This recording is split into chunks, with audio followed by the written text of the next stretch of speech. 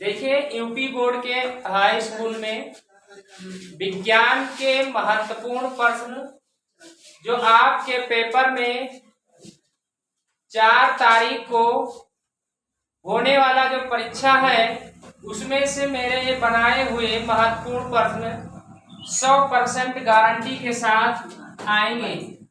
जिस तरह मैंने हिंदी में बनाया था 70 में 68 नंबर प्राप्त हुआ था, उसी तरह से इसमें भी हम 70 नंबर के इम्पोर्टेंट बना रहे हैं। उसमें भी आपको 70 में से 68 या 65 नंबर आपको जरूर मिलेंगे। जैसे मैंने बताया, प्रथम प्रश्न है ऊष्माक्षेपी और ऊष्माशोषी और रेडॉक्स अभिक्रिया क्या है। इन तीनों के बारे में आप विस्तृत रूप से पढ़ लीजिएगा। और दूसरा प्रश्न है संलयन और वियोजन अभिक्रिया क्या है। तीसरा प्रश्न है ब्लीचिंग पाउडर, बेकिंग पाउडर और प्लास्टर ऑफ पेरिस जिसको पीओपी कहा जाता है, इसका आणविक सूत्र, अणुभार और रासायनिक नाम को याद कर लेना और उसके बारे में कुछ विस्तृत रूप से लिख देना। कॉपर के 2 अयस्क और अयस्क तथा खनिज को भी परिभाषित कीजिए। ये आप इन सभी प्रश्नों को किताब या गाइड या कहीं ना कहीं से आप इसको संग्रहित करके और ध्यान पूर्वक मजबूती के साथ तैयार कर लीजिएगा। अगला प्रश्न है निष्कापन और भर्जन में क्या अंतर है तथा मिश्र धातु किसे कहते हैं, इसको भी पढ़ लेना। अगला प्रश्न है एल्केन, एल्कीन, एल्काइन या हाइड्रोकार्बन का वर्णन कीजिए। हाइड्रोकार्बन के अंदर संतृप्त और असंतृप्त हाइड्रोकार्बन भी आते हैं, उनको भी देख लेना। साबुनीकरण या किण्वन द्वारा एथेनॉल का निर्माण पर वर्णन कर लेना। वर्णन करना होगा मेंडलीव की आवर्त सारणी या दीर्घ आवर्त सारणी, इसको विस्तृत रूप से पढ़ लेना। आक्सी या अनाक्सी श्वसन और धमनी या शिरा में क्या अंतर होता है, ये सवाल बार बार एग्जाम में पूछे जाते हैं। अगला सवाल, अगला जो क्वेश्चन है मनुष्य के हृदय का सचित्र वर्णन कीजिए। ये तो बार बार हर वर्ष आता है, ये तो आपके हिंदी के जैसे प्रश्न होते हैं ज्योति जवाहर, उसी तरह से मानव का हृदय का जो सचित्र वर्णन होता है ये हर वर्ष आता है। ये तो ज्योति जवाहर का रूल अदा करता है। और अगला सवाल, अगला प्रश्न है उत्सर्जन अंक या वृक्क का सचित्र वर्णन कीजिए।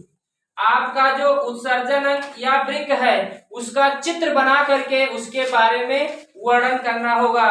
जनसंख्या के रोकथाम के विधियों का वर्णन, ये भी ज्योति जवाहर की तरह काम करता है। जैसे हिंदी में ज्योति जवाहर बार बार क्वेश्चन आते रहते हैं, उसी तरह से मनुष्य के हृदय और जनसंख्या के रोकथाम के विधियों के बारे में वर्णन होता है और ये बार बार क्वेश्चन आते रहते हैं।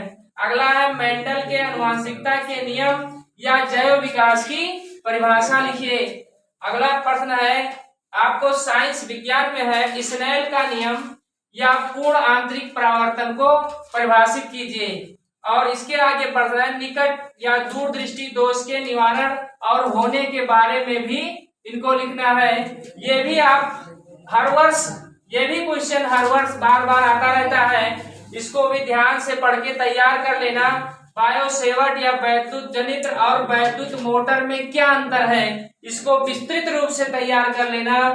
फैराडे के नियम और फ्लेमिंग के बाएं हाथ का नियम, ये हर वर्ष बार बार ये क्वेश्चन आते रहते हैं और इनको ध्यान पूर्वक मजबूती के साथ तैयार करके 4 तारीख को आप बोर्ड के पेपर में या बोर्ड में बैठना होगा।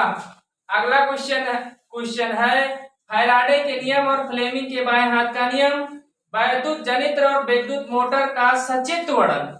ये आपके लॉन्ग टाइप के क्वेश्चन होते हैं और इन दोनों में से हर वर्ष आते रहते हैं। इसका चित्र भी तैयार कर लेना और इसका जो वर्णन है, इसका जो 4 वर्णन 4 प्रकार सर्पी वलय बुर्स ये सब है ना, इन सब के बारे में पूरा तैयार कर लेना।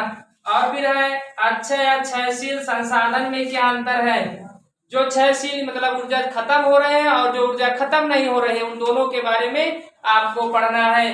जीवाश्म ईंधन जो पृथ्वी से पाए जाते हैं, सौर ऊर्जा जो सूर्य से पाए जाते हैं, इनके बारे में भी विस्तृत रूप से तैयार कर लेना और पेपर देने के बाद आइएगा और हमारे दिए गए इंपॉर्टेंट में से 100% मिला लीजिएगा।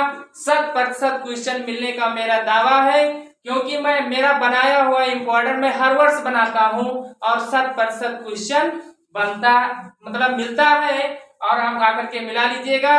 और आपको मेरा ये वीडियो पसंद आता है तो मेरे वीडियो को लाइक और सब्सक्राइब करिएगा, क्योंकि आने वाले भविष्य में मैं इसी तरह से इंपॉर्टेंट के क्वेश्चन बनाता रहूंगा। धन्यवाद।